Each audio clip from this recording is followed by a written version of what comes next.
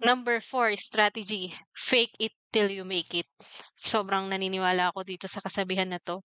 Alam niyo ba dun sa in-applyan ko, meron siyang preferred qualification na hindi ako qualified. Pero in-applyan ko pa rin. Naalala ko tuloy nung nag-apply ako sa una kong trabaho, ang in-applyan ko ay junior programmer ng Visual Basic. So, nag-aral naman ako ng BSIT pero hindi talaga ako yung nagko-code.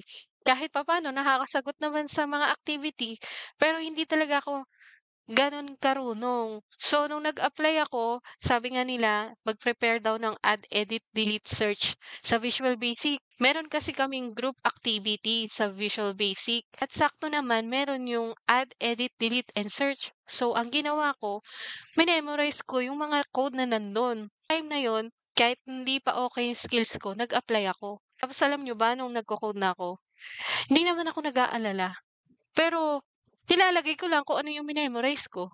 Tapos bigla na lang namatay yung kuryente.